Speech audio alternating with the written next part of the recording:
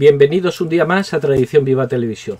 Hace unos días la información que se daba desde Colombia es que la Fiscalía decidía archivar el proceso contra Álvaro Uribe. Bueno, es sorprendente, no el que se archive, sino es sorprendente que Álvaro Uribe estuviera sometido a un proceso mientras otros, los violentos, los narcotraficantes, desde el Acuerdo de La Habana del 2016, gozan prácticamente de bula papal y la justicia no está haciendo con ellos lo que debería, que es investigarles y condenarles.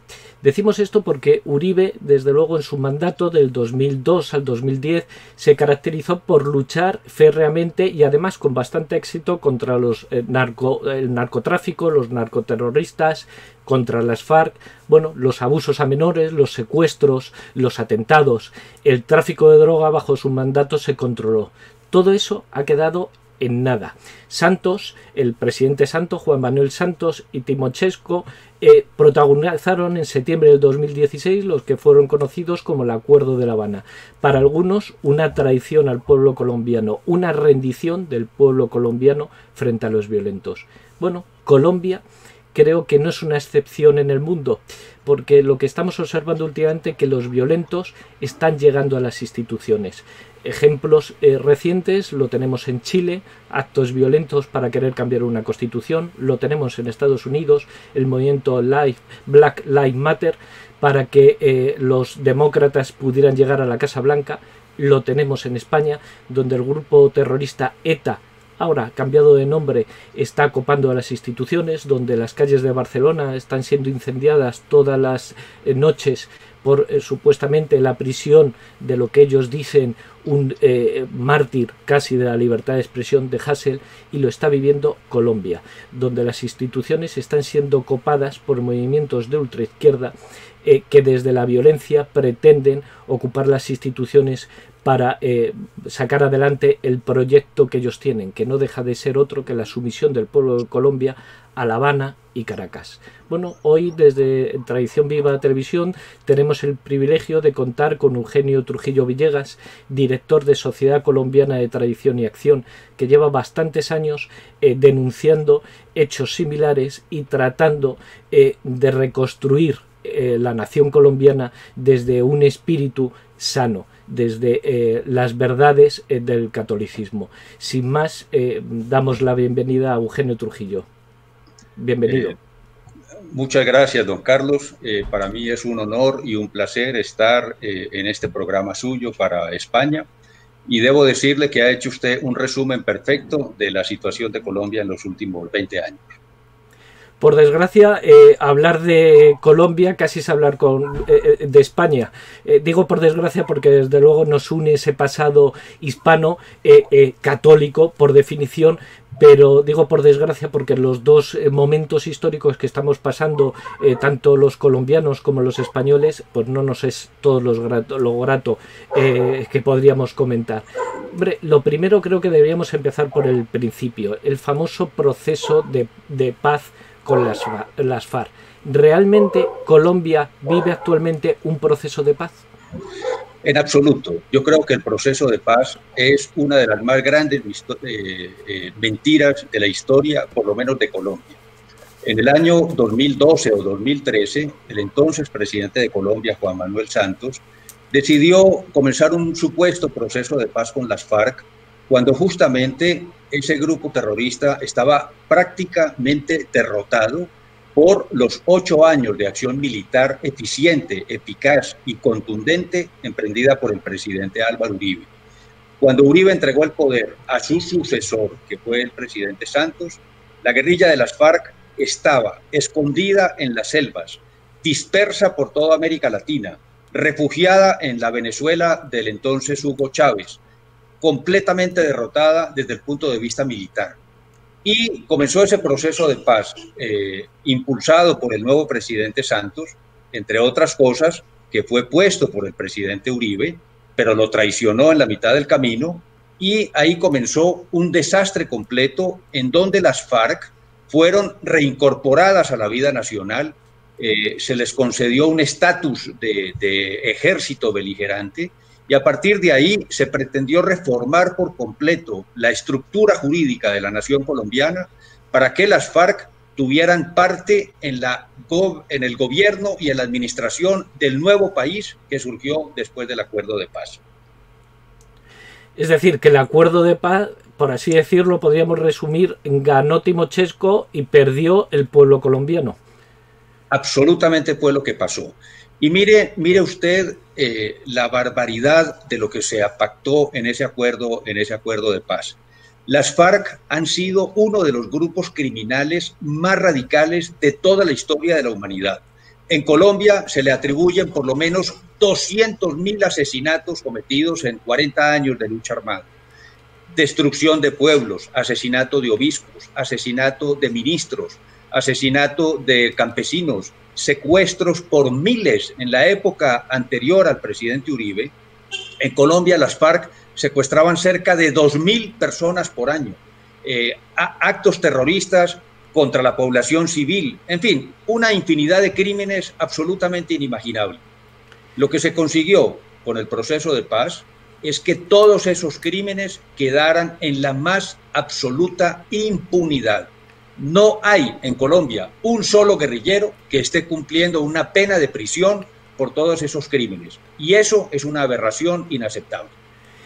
Claro, usted habla de impunidad y eso resulta evidente, pero además los acuerdos de paz, a mi modo de ver, supusieron algo más y ya es triste que supongan esa impunidad, que es el fin del Estado del Derecho. Y me explico, el pueblo colombiano en un plebiscito se opuso mayoritariamente a esos acuerdos de paz y sin embargo se desoyó al pueblo colombiano y se siguió con un proyecto que ya estaba elaborado.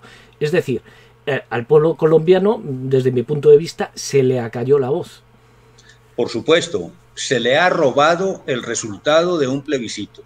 En el año 2016, el presidente Santos convocó a ese plebiscito para que se rechazara o se aprobara el acuerdo de paz. El pueblo colombiano votó en contra del acuerdo de paz.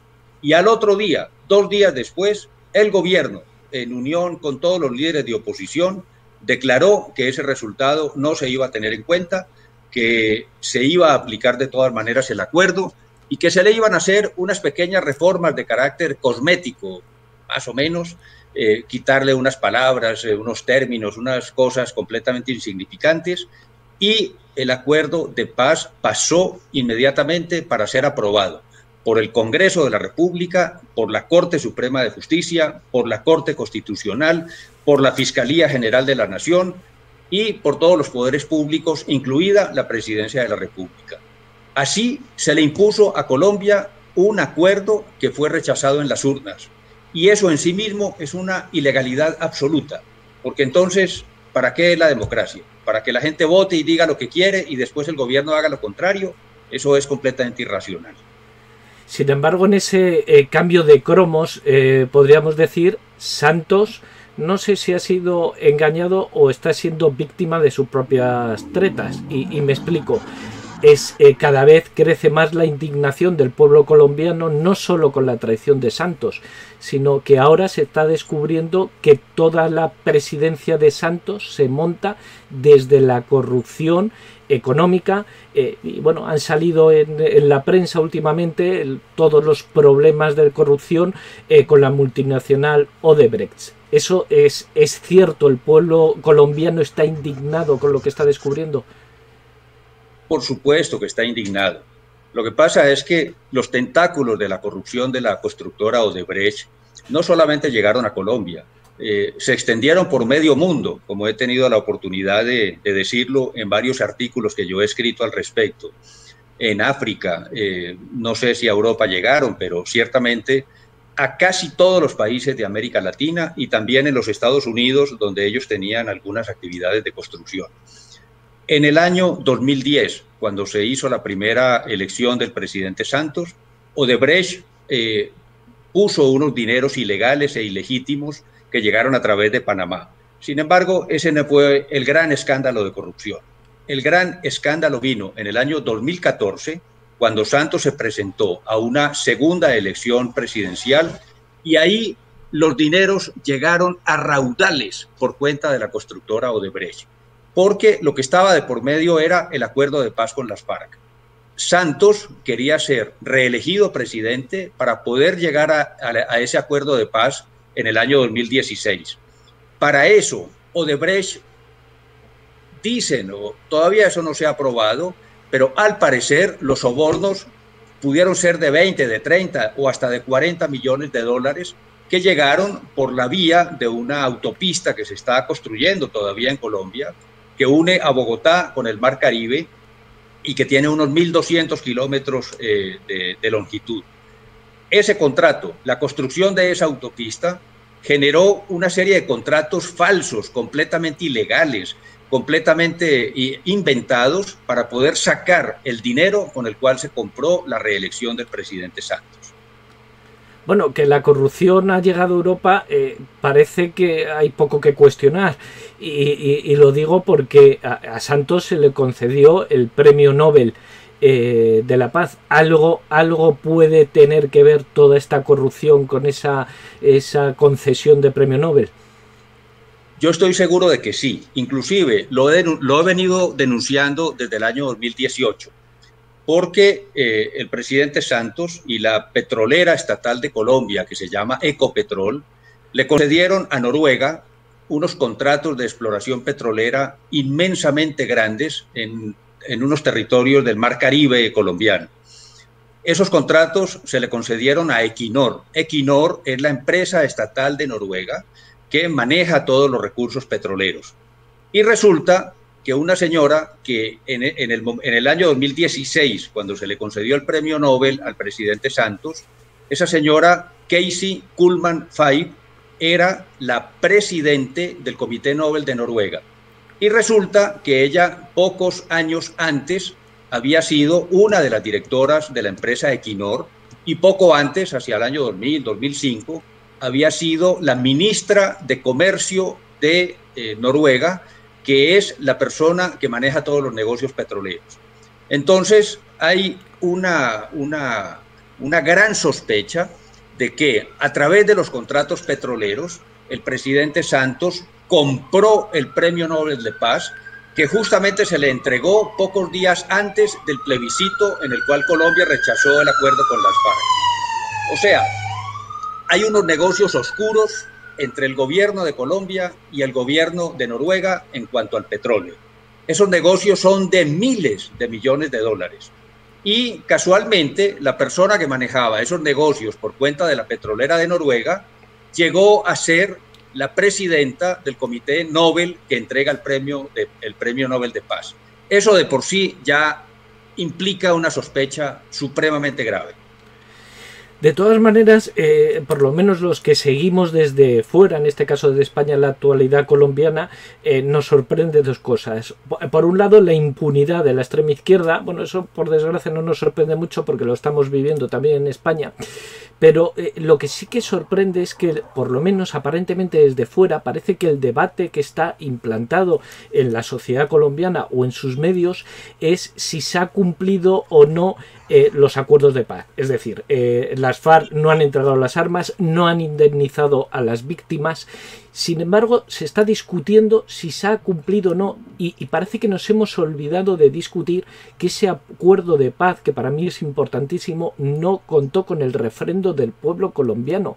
Parece que nos hemos olvidado de esa discusión, nos hemos olvidado de pasarle factura a los representantes del pueblo que han oído o han callado la voluntad del pueblo, y parece que andamos enredados en si se cumple o no y qué parte está cumpliendo más, si el gobierno o las FARC. No sé si es una visión distorsionada o es la realidad que se vive desde Colombia. No, yo creo que es la realidad. Lo que pasa es que en cuanto al cumplimiento del acuerdo de paz, habría que verlo por partes. Es decir, ¿qué ha cumplido el gobierno y qué han cumplido las FARC? Con respecto al cumplimiento de las FARC, yo puedo afirmar que las FARC no han cumplido absolutamente nada del acuerdo de paz. Primero, no entregaron todas las armas. Segundo, no desmovilizaron todos los grupos terroristas que ellos tenían a lo largo y ancho del país. Tercero, no abandonaron los negocios de cocaína que han sido el sustento económico de las FARC en los últimos años. Cuarto, continúan toda la acción de terrorismo y de intimidación de la población, incluidos los secuestros y las masacres que hoy domingo que estamos conversando, hubo una nueva masacre propiciada por las FARC en una región del norte de Colombia. O sea, toda la lucha armada, todo el terrorismo, todos los negocios de narcotráfico que han caracterizado a las FARC en los últimos 20 años siguen absolutamente vigentes. En ese sentido, las FARC no han cumplido absolutamente ninguno de los puntos firmados en el acuerdo. Ahora, desde el punto de vista del gobierno, hay que decir, lamentablemente, que el gobierno sí ha cumplido el acuerdo. Primero, levantó un manto de impunidad sobre todos los crímenes cometidos por las FARC. Ningún guerrillero en Colombia está siendo perseguido o buscado por la justicia por los crímenes que han cometido. Se creó un tribunal de impunidad que se llama la JEP, Jurisdicción Especial para la Paz. Ese tribunal fue constituido por unos terroristas internacionales y por un miembro del Partido Comunista Español que diseñaron ese mecanismo para poder legislar la impunidad a favor de las FARC. Hasta el momento, los guerrilleros han sido convocados a ese tribunal y después de 3 años que está funcionando, no ha emitido ni una sola condena, ni una sola absolución. Todo se va en burocracia, en cuestiones completamente inútiles, no se investiga nada, en acusar al presidente Uribe de unos falsos positivos, en levantar mentiras, calumnias, pero el tribunal que supuestamente debe administrar justicia, hasta el momento no ha administrado justicia ninguna. Y después, algo que el presidente Santos negó categóricamente en muchas oportunidades, y era que iba a llevar al Congreso de la República a algunos de los jefes de las FARC. Santos salió por todos los medios de comunicación diciendo que eso era una mentira, una calumnia, que eso no iba a pasar nunca.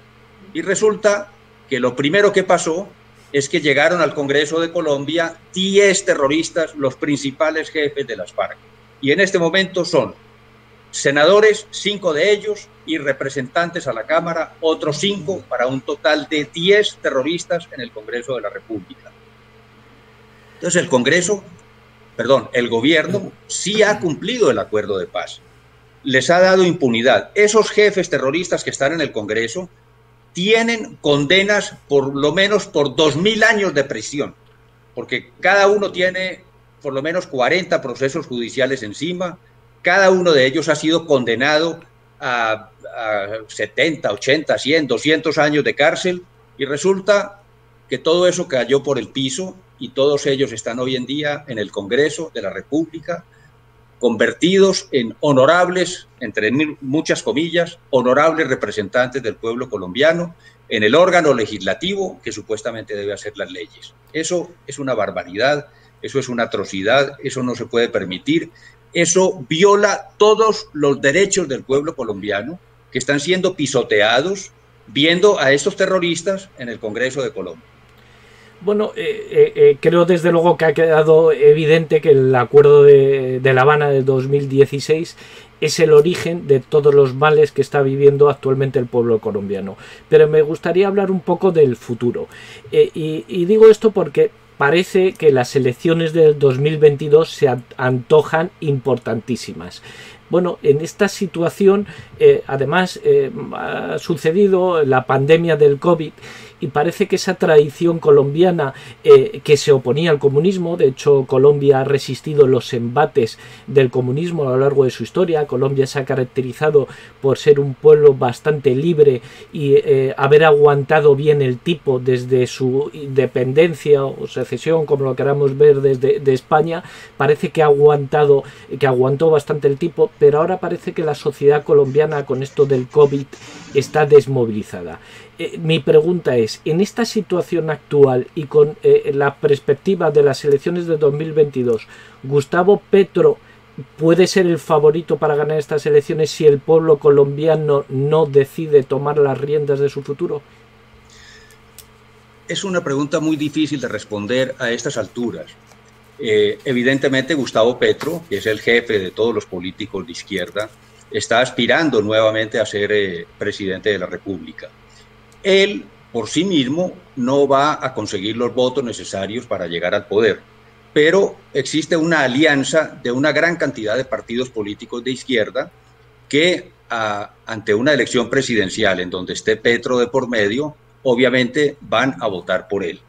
Eso pasó en el año 2018 cuando fue elegido el presidente Duque, que obtuvo 10 millones de votos y con eso fue elegido presidente, pero Petro, que quedó de segundo, obtuvo 8 millones de votos, que no son los votos de la izquierda, sino que son los votos de una coalición gigantesca de personas que inclusive son contrarias al pensamiento político de Álvaro Uribe. El candidato que fue presidente, el doctor Iván Duque, actual presidente de Colombia, era el candidato oficial del expresidente Uribe. Ahora, ese fenómeno se va a volver a repetir en el año 2022, con un agravante, y es que todos los candidatos del centro y de la derecha, que son muchos, están completamente divididos. Y ante la perspectiva de que esos candidatos del centro y la derecha lleguen divididos y enfrenten a un candidato de la izquierda representado únicamente en el candidato Petro, haría que obviamente Petro pudiera ganar las elecciones. Pero no es por la fuerza electoral de Petro, sino por la desunión, por la división de los candidatos del centro y de la derecha, que en este momento, si los fuéramos a contar, creo que serían por lo menos 10 candidatos. Mientras que el candidato de la izquierda, hasta el momento, es principalmente Petro, y hay uno o dos más que están aspirando a la misma candidatura. Pero la dispersión de los votos de la derecha va a ser muchísimo mayor que la dispersión de los votos de la izquierda. Y eso es muy grave para el futuro de Colombia. Claro, hablamos del futuro de Colombia. Yo creo que hay 4 elementos peligrosos para el futuro de Colombia. Bueno, voy a enumerarlos y hablamos de uno en uno. Yo las 4 patas de ese peligro para el futuro colombiano las veo, por lo menos desde España, en la educación de la juventud, que se le ha manipulado su historia, se le ha hecho olvidar los crímenes que han caracterizado la sociedad de Colombia debido precisamente a la intervención del narcotráfico. El segundo peligro sería, creo yo, los medios de comunicación controlados mayoritariamente por la izquierda. Habría un tercer peligro, que algo hemos hablado, de la justicia, lo que en su día se llamó cártel de la toga, que parece que se ha actualizado, ha cambiado de concepto, pero como idea sigue la misma. Y después, algo que ha estado usted hablando hace un momento, la debilidad de la derecha. Para mí esos son los 4 peligros. No sé si estará de acuerdo o habría un quinto peligro, o está de acuerdo en que estos pueden ser las 4 claves para entender el futuro de Colombia. Sin la menor duda, esos 4 factores son fundamentales en la decisión de lo que será el futuro de Colombia. Sumaría un quinto que es igual de pernicioso o tal vez mucho más que los 4 anteriores, y es el narcotráfico. El acuerdo de paz tuvo una gran falencia, que fue permitir que las 200.000 hectáreas sembradas en coca en Colombia estén perfectamente protegidas por una decisión de la Corte Constitucional que prohíbe la fumigación con glifosato de esos cultivos. 200.000 hectáreas sembradas en coca en Colombia son el alimento de esta guerra espantosa que ha vivido el país. Y esas 200.000 hectáreas, en su gran mayoría, están en poder de las FARC. Y eso produce unas cantidades de dinero astronómicas que entran también en la política y que son muchísimo mayores que los eventuales dineros corruptos que hubieran podido llegar a través de Odebrecht. O sea, la izquierda, a través del dinero del narcotráfico, también puede comprar un resultado electoral. Y eso se va a usar indiscutiblemente en las elecciones del año 2022. Y ese es un peligro muy grave, porque se une a otro peligro que usted acaba de mencionar, que es el cartel de la toga. Para quienes no están familiarizados con las cosas de Colombia, el cartel de la toga es un sector de la administración de justicia en el país que inclusive llegó hasta la Corte Suprema de Justicia y a la propia Corte Constitucional, en donde los magistrados fueron cooptados por el crimen, por el delito, por el narcotráfico, por la corrupción, y a cambio de sumas enormes de dinero, esos magistrados engavetaron procesos judiciales, o sea, los archivaron o sencillamente dictaron sentencias favorables a los culpables de haber cometido esos delitos.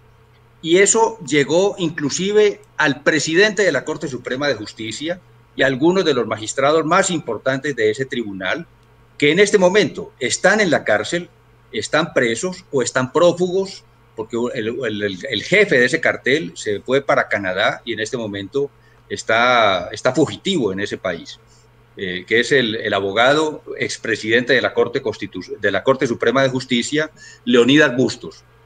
Ese es el jefe del cartel de la toga. Pero esas ramificaciones todavía existen, están vigentes y hacen parte de esta persecución espantosa que han venido desarrollando contra el expresidente Uribe, y también ha sido protagonista de la absolución de todos los criminales y de todos los guerrilleros terroristas que en este momento están libres. O sea, cuando una justicia en un país ha sido permeada de tal manera por los criminales, es muy difícil gobernar y es muy difícil impedir que el próximo presidente de Colombia sea un candidato de la izquierda. Ese es el gran reto que tiene Colombia hoy en día. Sí, porque hablaba otro de los elementos, la educación de la juventud. Aquí en España, bueno, esto es lo que llama la izquierda la memoria histórica. Ellos hacen una historia que es su memoria, olvidando los datos reales. Aquí con la educación de la juventud hay dos peligros. Uno, esa manipulación de la historia más reciente que se le hace olvidar esa juventud. Y dos, que es algo que sorprende extraordinariamente. En los acuerdos, en el acuerdo de La Habana, independientemente del supuesto proceso de paz que se iba a poner en marcha, cobraba muchísima importancia la ideología de género, que se implantaba precisamente en un acuerdo que debería ser más político o en contra del narcotráfico y no tanto hablar de ideología de género. ¿Eso puede ser una perversión precisamente para destruir la voluntad de los jóvenes, la voluntad opositora de los jóvenes? Totalmente de acuerdo. Inclusive, pareciera algo completamente extraño, absurdo, el acuerdo de paz firmado entre el gobierno y las FARC, determina que la ideología de género tiene que ser una política de Estado. Y a lo largo de las 300 páginas de ese acuerdo, el tema ideología de género está citado un número enorme de veces, no recuerdo exactamente en qué cantidad. Pero lo importante es que el Estado colombiano se obliga a imponer la ideología de género en los colegios, en las universidades, en los ministerios, en todos los institutos del gobierno, como una política de Estado. Y eso, evidentemente, es algo que atenta contra la estabilidad de la familia, contra los valores cristianos de la nación colombiana, que los aprendimos de España. España fue la que nos dio el privilegio de ser una nación católica. Y resulta que ahora todas las políticas de Estado pretenden destruir la familia, imponer el aborto, establecer la ideología de género. Y como usted lo ha dicho, la educación en Colombia, en España y prácticamente en todos los países del mundo occidental, hoy en día está transformando la mentalidad de los niños y de los jóvenes, imponiéndoles una serie de conceptos completamente anticristianos y a favor de esta revolución cultural de carácter marxista que ha venido tomando cuenta del mundo occidental. Los jóvenes hoy en día que están en los colegios entre 10, 15, 20 años ya cuando comienzan a entrar a la universidad, solo reciben un adoctrinamiento marxista por cuenta de los profesores de la educación pública en Colombia. Eso es inadmisible.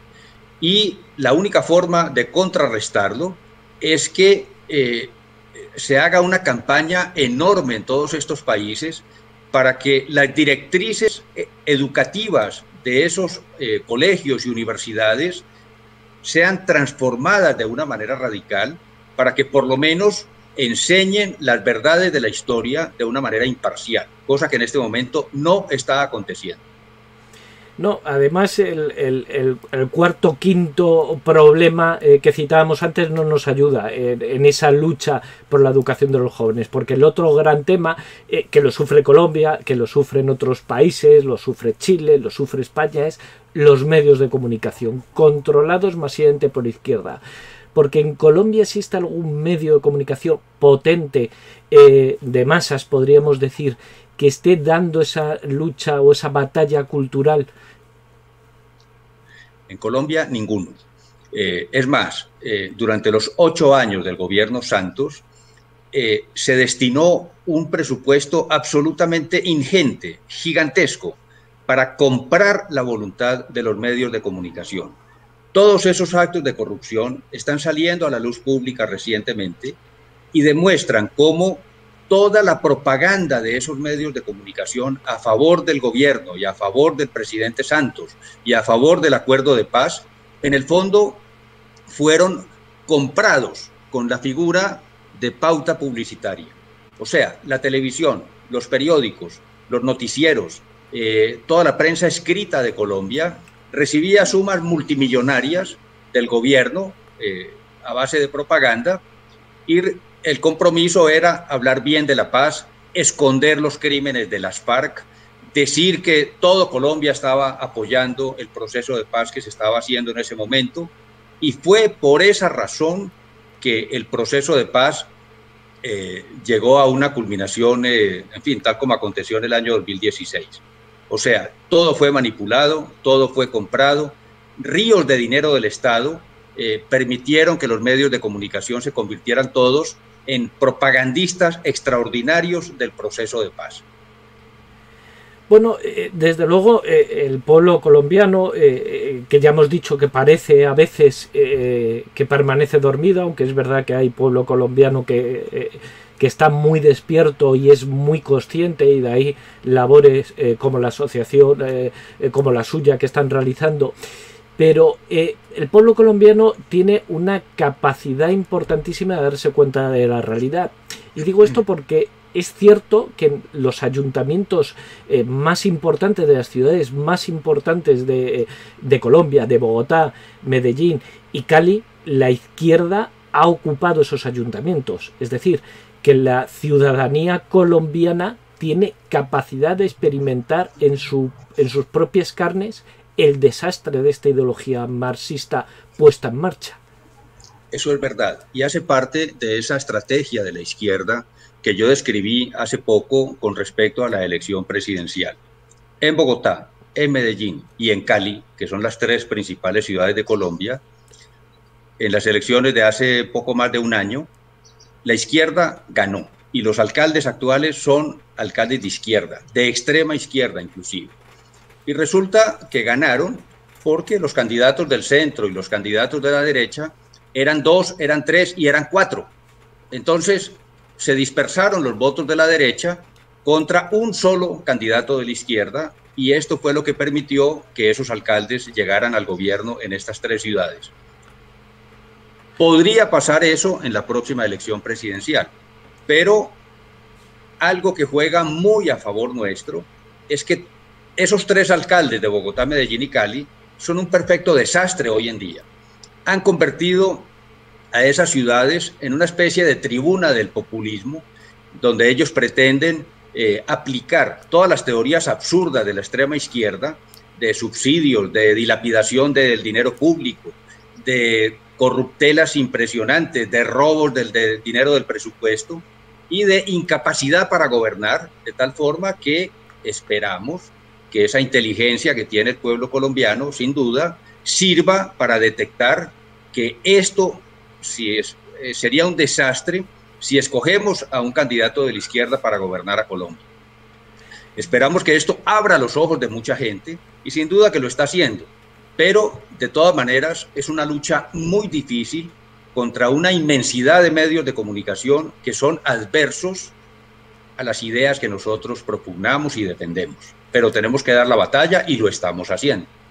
Sí, porque resulta sorprendente, por ejemplo, la alcaldesa de Bogotá, Claudia López, bueno, ella se define como lesbiana, feminista y está dando más prioridad a esa agenda que no a las necesidades de los ciudadanos de Bogotá. Bueno, Daniel Quintero, alcalde de Medellín, siempre ha presumido de su ideología marxista y creo, ya me dirá usted, que está dando lecciones de cómo colocar a sus amigos y amigotes en las empresas públicas. Y bueno, el caso de Cali con Jorge Iván Ospina, un hombre que ya ha sido protagonista en su historia de actos de corrupción y que vuelve a estar otra vez inmerso en actos de corrupción. Es decir, creo, no sé si digo mal, que con estas 3 cartas de presentación el pueblo colombiano, por poco que ande despierto, se tiene que dar cuenta cuál va a ser la realidad si otra vez la derecha se presenta de forma débil a las elecciones del 22. Lo que pasa es que la memoria histórica de estas naciones, y hablo de todo Sudamérica y seguramente también eso acontece en España, la gente ve las cosas más aberrantes de corrupción y pareciera no aprender la lección que recibe. A la gente se le olvidan estas maldades rápidamente. Por ejemplo, el candidato Petro. Petro fue miembro activo del M-19 desde el año 90 hasta el año, digamos, 2000. Fue terrorista, mató personas, secuestró gente, fue activo militante de las organizaciones de extrema izquierda que tienen en su haber una cantidad enorme de actos terroristas. Por la misma política de dividir la derecha y presentar un candidato solo de la izquierda, él llegó a la alcaldía de Bogotá hace algunos años atrás. Su gobierno de 4 años como alcalde de Bogotá fue una catástrofe. El robo, el saqueo de los dineros públicos fue una cosa espantosa. Se inventó unos contratos para la recolección de las basuras que implicaban traer desde los Estados Unidos unos 250 camiones recolectores de basura que él había comprado en patios de chatarra en los Estados Unidos y los trajo a Colombia como si fueran vehículos nuevos y cosas por el estilo que son inaceptables. La gente no aprende la lección al ver los actos de gobierno de un terrorista como Gustavo Petro. Hace pocos años atrás salieron unos videos de un contratista de Bogotá entregándole a Petro unas cantidades millonarias de dinero en efectivo. Aparecía un video donde ambos contaban el dinero y lo empacaban en unas bolsas de plástico, que es obviamente la forma de robarse el dinero de la capital. Pues bien, eso llegó a la justicia no quiso investigar los hechos y hace poco el llamado cartel de la toga, del cual estuvimos hablando hace pocos minutos, decidió que eso ya había prescrito, que ese delito, si es que lo era, fue cometido hace muchos años atrás y no se va a investigar el caso. Entonces, ese es el candidato de la izquierda para ser presidente de Colombia. Un hombre que recibe en forma oscura, clandestina, millones de pesos colombianos, no se sabe bien de dónde salieron ni por qué se los estaban entregando, pero la justicia se niega a investigar el caso. Bueno, para ir concluyendo y dar alguna esperanza, no solo al pueblo colombiano, porque en Colombia se libra una lucha que es muy similar a la de otros países. La geopolítica lo que nos está enseñando es que se están produciendo los mismos eventos con pequeñas diferencias locales, pero se están produciendo en diferentes partes del mundo. En ese sentido, el proceso revolucionario de Colombia lo está viviendo España, lo está viviendo Chile y lo van a seguir viviendo otros países. Bueno, el socialismo, algunos llaman el socialismo del siglo XXI, la socialdemocracia, izquierda de caviar, como lo llaman en Francia, parece que está dispuesta a avanzar posiciones y creo que nuestra misión, desde luego lo hacemos desde Tradición Viva, lo hacen ustedes desde Tradición y Acción, es parar esa revolución.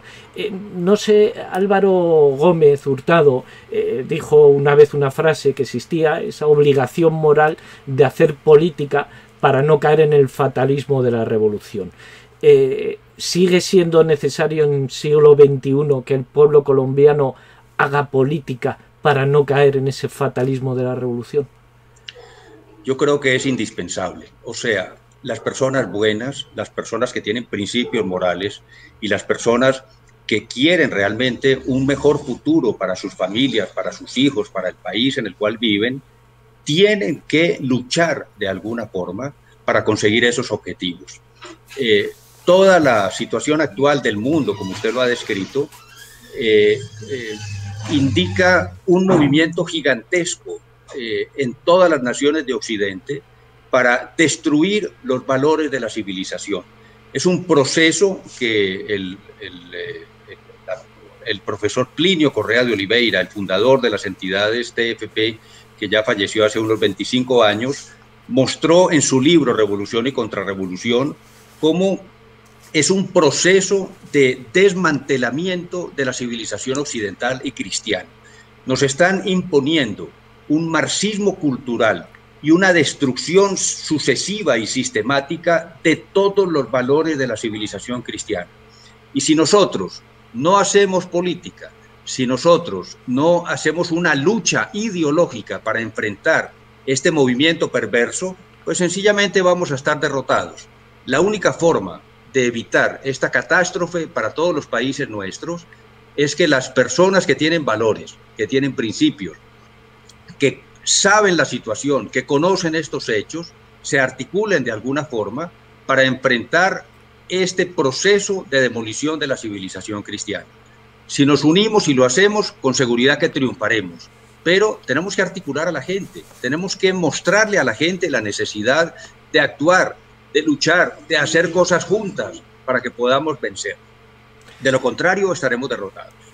Sí, porque algunos a lo mejor están quitando importancia, pero estamos realmente ante el ataque a la civilización católica. Usted incluso en un artículo hablaba de declive de una civilización, y ahí es donde estamos. La revolución es global, es mundial.